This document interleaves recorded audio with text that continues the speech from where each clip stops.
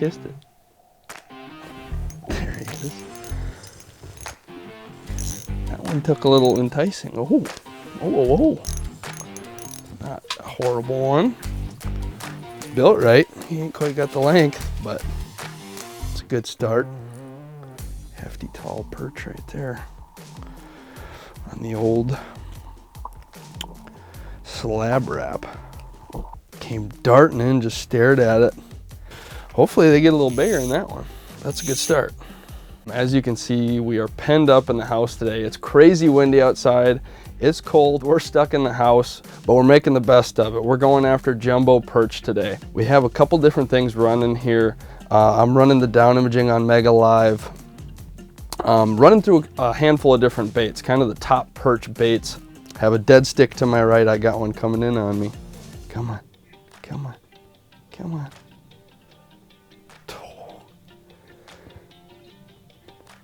And we got Will on the underwater camera, getting some live strikes. Starting to finally get on a couple here. We put the house up and Will started whacking them immediately. Yup, using a little bit smaller baits, a little bit more finesse baits, and then he caught some on the big bait too, with no meat on it even. Will's just piss pounding. Things have finally started to slow down here a little bit. Have a couple different rods set up. Will's still working on the camera. Using that little spoon. I have the big bait here, this slab wrap, trying to call some more fish in. Where we're at, it's just kind of a real flat area. There's not much to it. There's not much for weeds. It's just kind of one of those slough areas, you could call it, where fish are just going to kind of roam. Oh, come on. Looks like a good one. He just keeps coming back, staring at it. Maybe he's heading his way towards that dead stick. We'll see what happens there. But we're just in, like I said, just a real flat area. Come on. Oh, there we go. That same guy, I could see him on Mega Live. Keep coming back and coming back. Finally, he's a little wrapped up here. Come on, buddy. Come on. Not a giant one. But like I was saying, starting to come together, slowly but surely. Starting to see a little bit more fish. It kind of died down there for a little bit. And now we're starting to see him. Will's seeing some on the underwater camera. I'm starting to see him start to come through on the Mega Live there. We're getting him back so I can get back down there quick.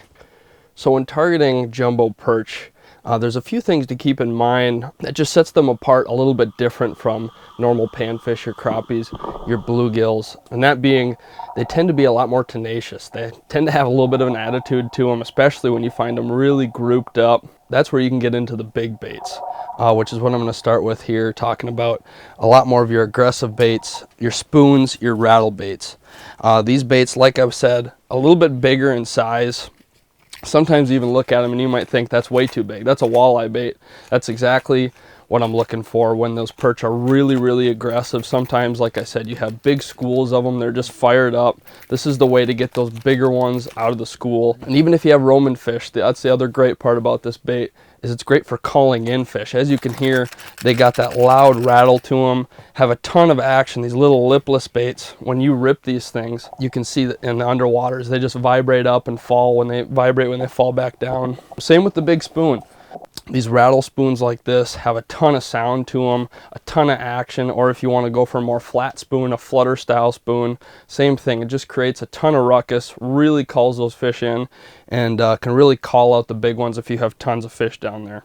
And with these more aggressive baits, another thing I like to do that kind of gives you the best of both worlds, with the lipless and the spoon, I'll even tip them with little larvae or waxies, just for those times when sometimes those fish, when you call them in especially, that's where it really seems to come into play. When you don't have huge groups of fish and you're kind of going for the call-in fish approach, sometimes they'll come charging into that bait and then stop in their tracks. If it's just a single and they don't have any competition for it, sometimes it takes a little bit of enticing, and that's where that extra meat on there really comes into play.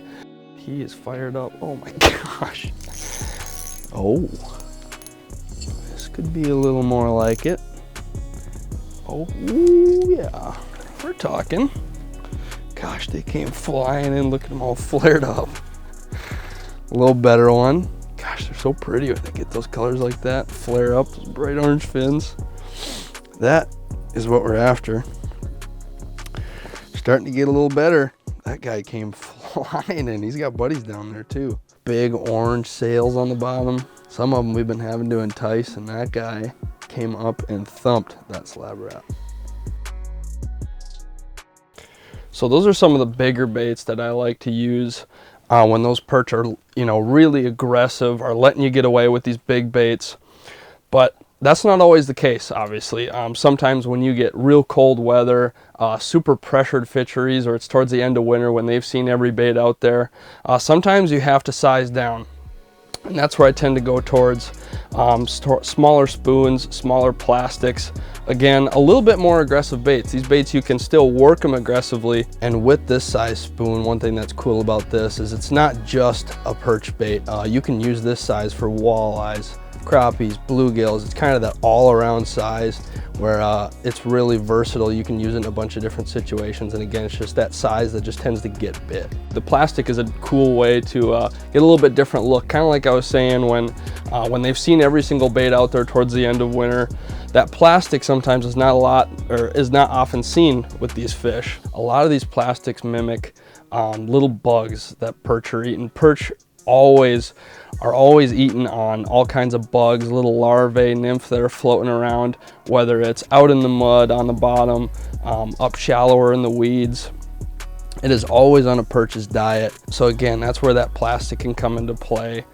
Something that's just different than, you know, your spoons, the lipless baits. Something super natural for those perch. It just seems as like a bait that always gets bit when you're around those big jumbos. While we're on the topic of kind of that medium, the medium of baits between the finesse and the aggressive approaches is the live bait approach, the dead stick. It's just one of those things that you always have to have when you're perch fishing. Again, it's a way to get big bites, and then it also comes to play when times get tough. When they just see that small chub, that crappie minnow just dangling in front of their face, a lot of perch, they gotta grab it. It's one of those things that just always seems to get bit. It doubles down as a walleye rig. Crappies love it too, but again, it's just one of those perch staples. Set it up and just let it do its thing. You don't have to work it. Let it sit over in the corner of the house and do its magic. Just the live bait rig is just something that you always got to have, whether it's a dead stick, a tip up with just a single hook, or a bobber setup. Just some sort of live bait, that small minnow presentation, smaller chub, bigger crappie minnow, just always something to have. There's three main staples that I always have with me: Euros and waxies. Again, I talk about tipping these spoons, tipping the rattle baits with these. The Euros tend to be a little bit tougher, but sometimes that waxy, they're a little bit softer. Can even give it a little bit more action. That waxy can just kind of float there compared to the Euro. They both have a time and a place. And with that also comes minnows, the smaller minnows, smaller chubs, bigger crappie minnows. You know, being able to, like I said, tip baits with the minnow heads, be able to do a dead stick with a full minnow, or use these Euros and waxies. And those three will pretty much cover all your live bait needs when targeting these jumbos. There we go. Feels like another one about that same size. Same thing, taking a little bit of enticing with that little meat down there. Come racing in. That's the cool thing about this bait. Really gets their attention. You can see on Mega Live, once they kind of key in on this thing, they come racing in at it and come check it out. And then having that little bit of meat on there helps when they don't come up and just pound it. Having that meat on there really helps you. You can see I'm just barely dancing that bait in place, kind of raising them up, trying to make them chase, make them commit to it. So I went through the bigger baits, went through the middle ground between the two, now down to the very finesse presentations. Little fly style baits like this one, super small presentation, super natural looking. Again, back to the bugs. It's just always on the diet for perch. They're always feeding on bugs, and that's exactly what these look like. Just those tiny little nymphs, those Euros floating around down there. Again, just a super, super small bait, a single hook That's also where the live bait comes into play, in the tiny plastics. Just threading on, you know, €1, one waxy on there sometimes. Again, just a way to get bit. When times get tough, you see those fish that'll come up, stare at you, and then they just sluggishly go off. That's where a lot of times putting this bait back down in front of those fish that are super sluggish and slow. Again, just a great way to get bit. Super natural looking, just one of those that always seems to put fish on the ice.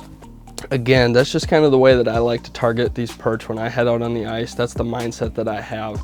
Starting with those bigger, more aggressive baits, seeing what I can get away with. And if that's not the case, then working my way down to those medium-sized baits, setting up a dead stick rig with that live bait. And if that's not working, then coming down to the micro finesse baits, super natural looking baits. So when I'm stepping out onto the ice targeting big jumbo perch, these are just some of the staples that I always make sure that I have with me.